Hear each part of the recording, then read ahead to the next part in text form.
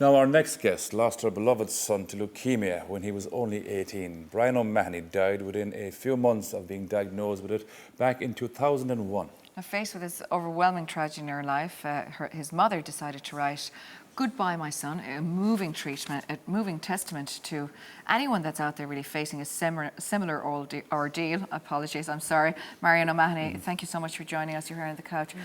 Marian, it's a dreadful, it's an unbelievable thing to imagine anyone that's had a child to lose their child, raising a child to the age of 18.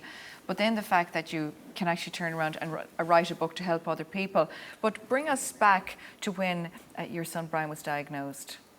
Well, first Brian complained of some pains, kind of severe pains in his chest and his legs. Pains, they moved around for hours and days. And after a couple of weeks, he was quite bedridden and was admitted to hospital and diagnosed with leukemia. And then just a couple of short weeks after that, they told us, actually, the treatment isn't working. We've thrown everything we can at it, but we can't save him. There's nothing we can do. Okay. Because in the beginning, it was looking fairly good, wasn't it? Because I think they were giving him an 85% chance of getting better. Yes, absolutely. I mean, we were very worried when he was diagnosed. But we had no reason to be exceedingly worried because we thought that, you know, he was a young, healthy lad. He had no other issues. So surely he'll be one of the people who will succeed. So it came as a complete and total shock to us. He had a very rapid form, though, of the cancer because it went through his body very quickly. It did, indeed. They told us he just had weeks left to live. And in fact, we were told that at the start of April. And Brian survived until the end of June, which was longer than they actually expected. And Marian, looking at the pictures there, he seemed like a really happy-go-lucky guy. Was he like that? He was indeed. He was full of fun. He enjoyed life. He played football, he played soccer, he played hurley. He had loads of mates and he was always out. It was very hard to bring him in home and do a bit of homework. He just loved being out and about and having fun. I mean, you don't get over it. Like, you just never get over the loss of a child. But I suppose you as time goes on, you deal with it. When did you decide to write the book about this? And I suppose really this is a self-help book for people going through the same type of thing as you. It is really, that's why I wrote it. Well, what actually happened is that immediately after Brian died, I just really felt I wanted to bring some part of him back. And I suppose my writing, in a sense, was an attempt to bring part of him back and bring him down on paper and have some bit of him here.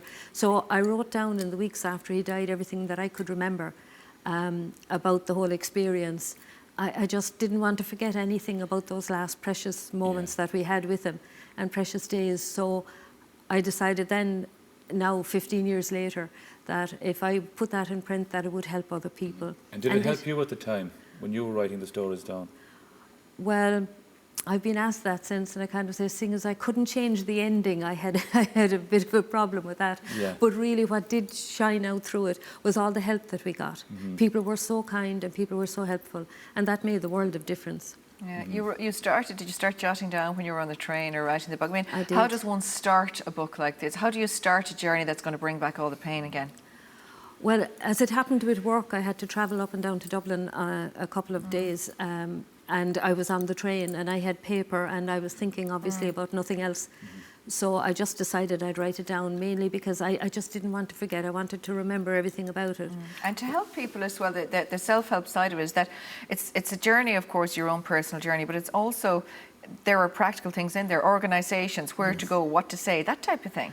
There are. I've added that to it, but I feel the biggest part of the story is the part that will resonate with people is where they've been themselves in different circumstances that might be similar to mine. People have said to me that they have felt less alone on their journey when they feel that, you know, you have been on a similar journey yourself and that you made it somehow through it, and we as a family have come through it and survived it. And it is important to talk about all these things as well, because as you say, it can be very, very lonely, because when somebody passes away, you feel like you're the only person going through this, and to find out that there are other people as well, I'm sure that's a huge help to everyone involved. Yes, that's what I would hope, because at the time it felt very difficult, this whole business of being with somebody and you're chatting to them and you're having a cup of tea and you're talking about the match and who's going to be on and who's going to be dropped. And in the back of your mind you're saying, I don't care about this match. I don't care if this match was never played. So you're living in this kind of a peculiar world where you're saying one thing and you're feeling something quite different. And this, I think, is where it's difficult to hold your head when people are ill, because you're trying to be cheerful and upbeat for them, but you're dying inside. What age would he be now if he had lived?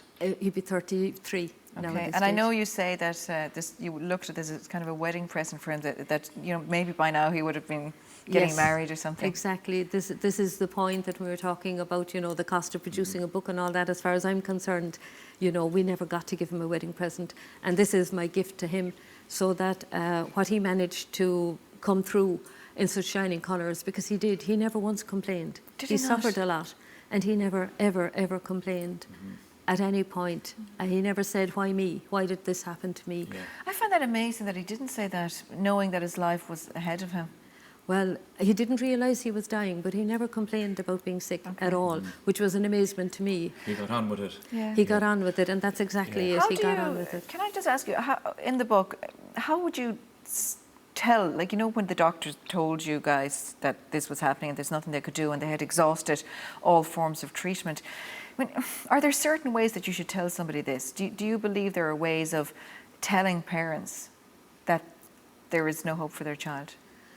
Well, I was just told straight out. I was actually on my own because I had taken the day off work to drop him back. He had been allowed home for the weekend. And I realise now in retrospect that they just decided to give us the weekend without the added pressure of knowing.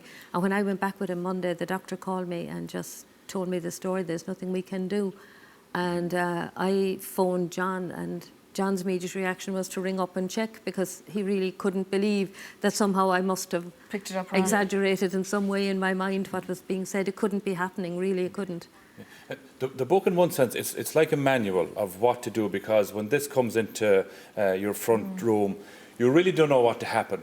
But on the other side as well, people don't know what to say either. My sister passed away probably 15 years ago, and this fella came up to me and he said, "You know what, I just don't know what to say to you," and he threw his hands around me. Because people don't know what to do, because they want to be there for you. Particularly with a young person, they want to be there for you, but they don't know how to be there. Exactly, and the point I make is to do little things. I think sometimes, like you were saying, when a problem is overwhelmingly big, people feel, I want to do something big, but they don't know what to do. So my suggestion is, do the little things. Bring somebody coffee to the workstation if it's at work. Bring in the washing, cut the grass. Make a meal. Make a chocolate cake. Yeah. Yes, exactly. People did these kinds of things, and it's to be open yourself to accept help as well, I think. So that people can approach you and know that, like, the chocolate cake will be useful to you and you won't be turning it away. We were very lucky. We were blessed. My work, John's work, our neighbours, our friends, our colleagues, they were all most helpful. And it made the world a difference. And what I would really like to say is that not alone did it make a difference then, but it makes a difference now, because when we look back on it, there's a sense of balance, that there was all this suffering, but there was all this generosity and kindness. Yeah. So I think, the good deed lives long after it's done. And we do live in the now as well. Yes, So, we do. yes. And this is it. It makes a big difference now that such kindness was there then, Well, thank you very much. Where can we get the book? You can get the book in Waterstones. You can get it also in Veritas and in Vibes and Scribes, and it's online at amazon.co.uk. Okay, brilliant. Thank you Marian, very thank much. you very much Bye, for my coming son in is called. and Okay, thank telling you. us your story today. Now, if you've been affected by any of the issues we've just been discussing there, you can contact the Irish Cancer Society Nurse Line on free phone 1800 200 700. You can also go to cancer.ie.